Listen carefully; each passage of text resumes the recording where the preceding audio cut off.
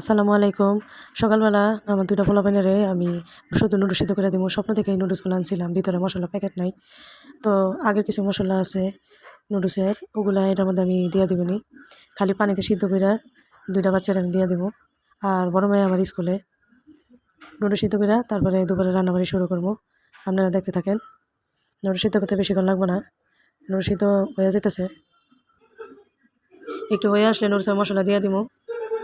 তারপরে একটু নেড়েচেড়া তারপরে হয়ে গেলে একটা বাটিতে আমি বাইরে নিমু।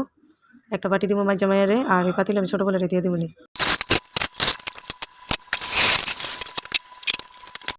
দুপুরে খাওয়ানোর লেগে পাট শাক বসাই দিছি। শাকের মধ্যে খালি একটু লবণ দিয়ে দিব। লবণ দিয়ে পাট শাকটা সিদ্ধ করবো। পুরোপুরি সিদ্ধ করবো না, এই আধা সিদ্ধ করবো বা আধা সিদ্ধ চেয়ে আর একটু বেশি করবো, কিন্তু পুরোপুরি সিদ্ধ করবো না। পুরোপুরি সিদ্ধ করলে বাগারের পরে শাকটা মজা লাগবে না।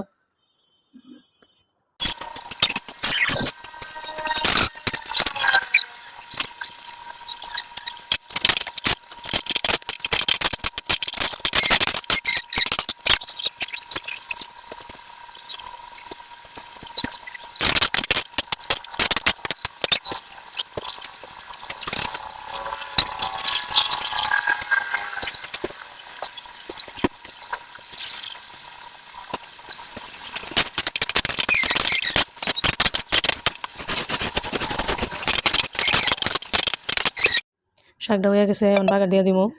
রসুন কুচি বেশি করে দিব, তারপর কাঁচামরিচ কুচি দিব, পেঁয়াজ কুচিও দিয়ে দিব বেশি করে। তারপর আমার গোয়াল মালিকের খাঁটি কল্পের সরিষার তেল দিয়ে দিব, একটু বেশি করে তেল দিব। আমার শাকের মধ্যে একটু বেশি তেল দিলে মজা লাগে আমার কাছে। তো দেখতে থাকেন। শাকটা আমি দিব, যখন পেঁয়াজটা রসুন কাঁচামরিচ একটু হালকা লাল হয়ে আসলেই আমি শাকটা দিয়ে দিবনি।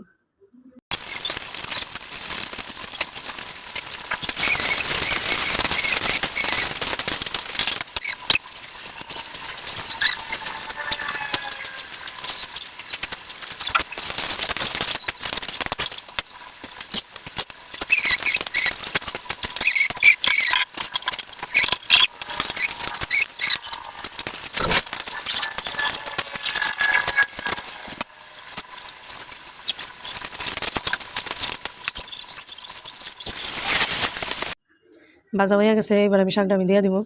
শাকটা দিয়ে অনেকক্ষণ আমি নাড়বো। খুন্তি দিয়ে একটু থাবড়া থাবড়া দিব। দেখতে পাচ্ছেন খুন্তিতে একটু গুতায় মুতায় থাবড়া থাবড়া দিব।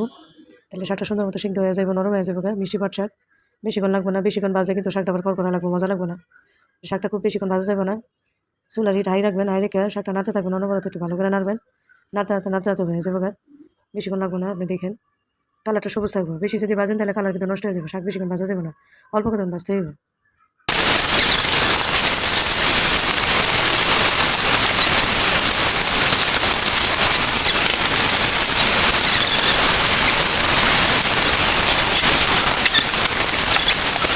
পাট শাক রান্না হয়ে গেছে, এবার আমি পাবদা মাছ টমেটো দিয়ে বোনা করবো।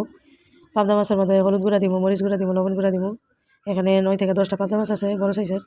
ক্যামেরাতে ভালো করে বোঝা যাইতেছে না। এটা আমি খুন্তি দিয়ে নাড়িয়ে নিলাম।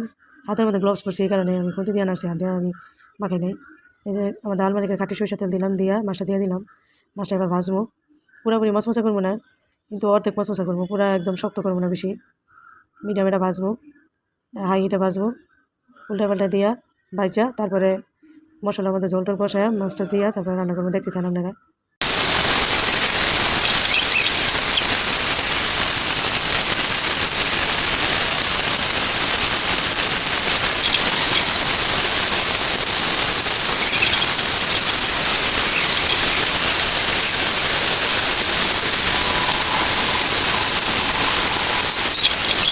মাছটা আমার ভাজা হয়ে গেছে। এখন আমি একটা ডিস্কো হাঁড়িতে পেঁয়াজ কুচি দিছি, টমেটো কুচি, কাঁচামরিচ কুচি দিছি, আর মাছ ভাজা তেলটা আমি সাইকা দিয়ে দিছি এটার মধ্যে, আর একটু তেল দিছি। এখন এটা নাড়তে থাকবো। ভাজা ভাজা হয়ে আইলে, টমেটোটা গলে আইলে তারপরে একে একে সব মশলা আমি দিয়ে দিবনি।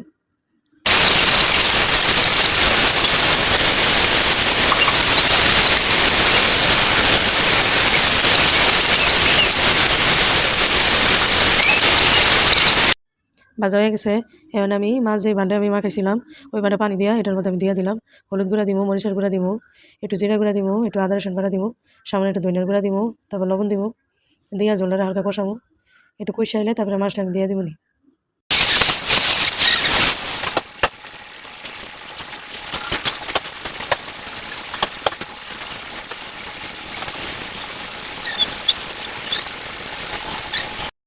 ঝোল আমার কষানো হয়ে গেছে, এখন আমি মাছটা দিয়ে দিলাম।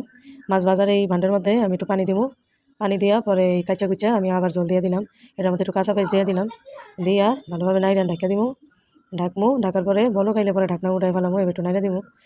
আমার ভাতের পাতিলটা চুলার মাঝখানে রেখে দিলাম যাতে ভাতটা গরম থাকে। সকালবেলা রাঁধছিলাম, ভাতটা ঠান্ডা হয়ে গেছে, এতক্ষণ খেয়াল ছিল না ভাতের পাতিলটা আনতে, এখন আইনা দিলাম। ওকে, ঢাকনাটা উঠাই লাইছি, বলো খাইছে। জলটা একটু টানলে একটু শুকায় আইলে মাখা মাখা হয়ে গেলে তখন আবার চুলাটা বন্ধ করে দিবনি।